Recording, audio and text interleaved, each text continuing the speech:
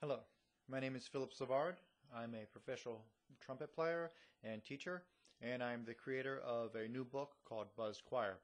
This is part 2 in a series of short introductions and master classes into how to use this book.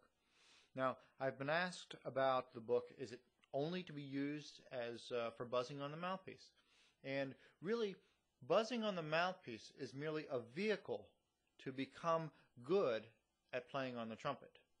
And so ultimately we want to be able to sound good on trumpet, either as a soloist or an ensemble. And so when we use the book Buzz Choir, we want to make sure that we connect what we're doing on the mouthpiece to what we do on the trumpet.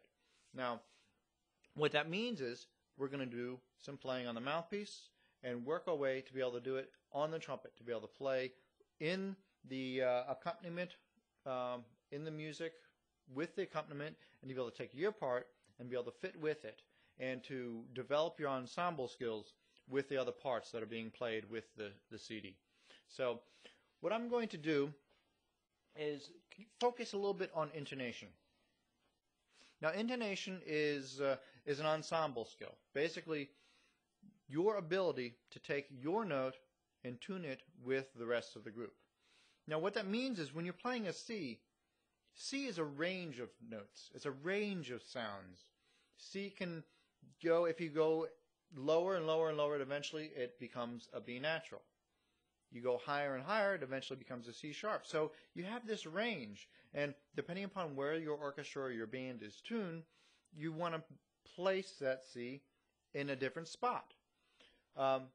So which C, if you're constantly dealing with a tuner, then you'll have really no idea where to place it.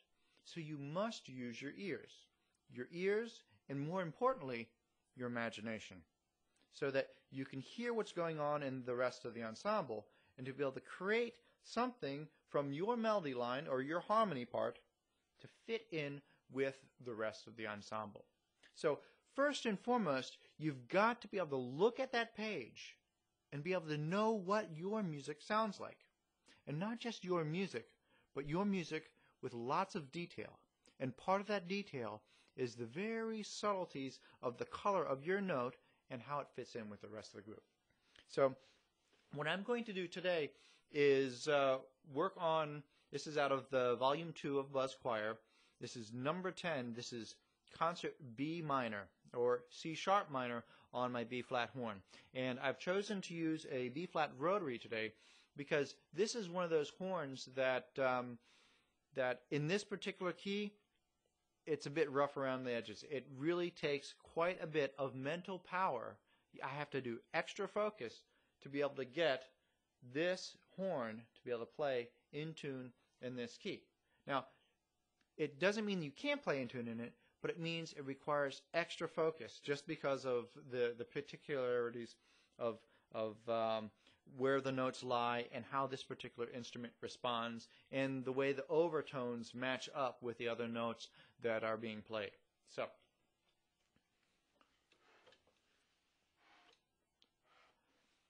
specifically, I'm going to show you the tenor line. Now, first order of business is to be able to look at the page and be able to say, oh yes, I know how that sounds. So I look at the tenor line and I have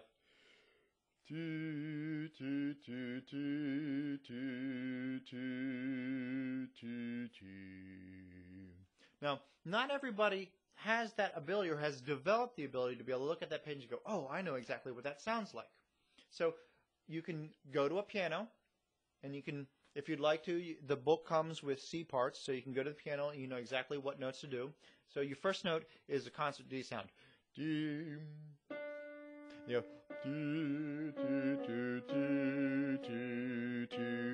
and so you can use the piano to help you to get, yes, I know the melody line. Or a CD has solo parts, so you can access the CD. Now I've put the CD on my iPod here and hit play on it. And this can help you out. First off, I would say start off listening to it.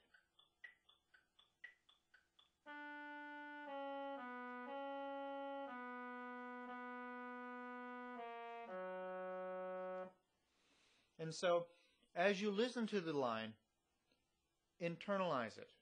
Create that sound in your imagination. And make sure you're looking on that page so that you associate that note looks like that and that melody line sounds like that. And with repetition, you can play along with it. Play it on the trumpet if you'd like. Play it on the mouthpiece. Ultimately, we want to be able to play it on the mouthpiece and be able to play it in tune. And then be able to take that and put that into the instrument and play it in tune with the instrument.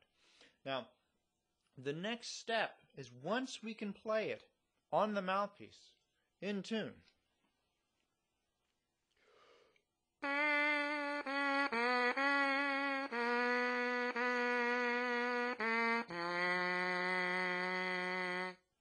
we want to be able to put that up against the rest of the notes in the chorale.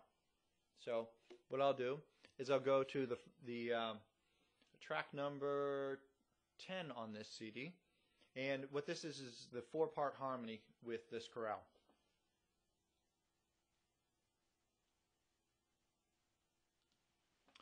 And I'll play it with that.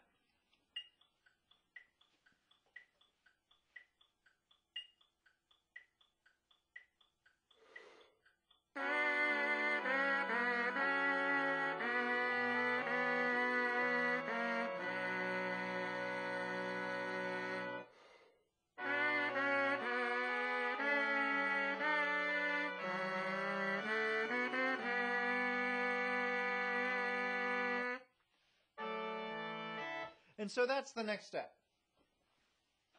And one can also use a buzz aid, which basically allows you to buzz and do the fingering. So that helps you to really connect what you just did on the mouthpiece with what you do when you play. So you would hit play and you play along with it.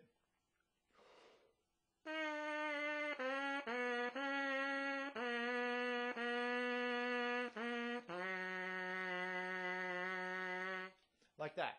Now, once you've conditioned it, in other words, played it a whole bunch of times like that, over and over, your brain gets used to thinking in terms of sound, looking on the page, thinking melody, and how your melody fits in with the rest of the group. So you're not thinking, am I sharp? Am I flat? Which are questions. You're thinking statement, and you're making your statement fit with the rest of the group. And so through repetition of this, you condition your brain to think in such a manner. And then, when you go to play it on the trumpet, you should get the same thought pattern. In other words, thinking melody and making your melody fit with the rest of the group.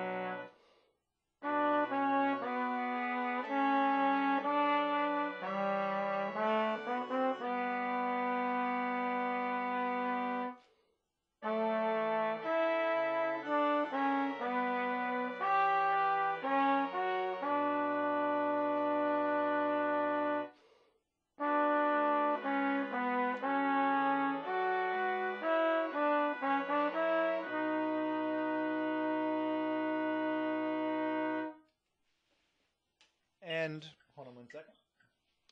And there you have it. You play it a bunch of times like that, and you make that final transition of conditioning that same thought pattern with the response of the instrument, because the response is slightly different than what you get on the mouthpiece. And that is the goal, to be able to play on the trumpet and be able to play in-tune music fitting with the rest of the ensemble or as a soloist. Thank you, and I hope this was helpful.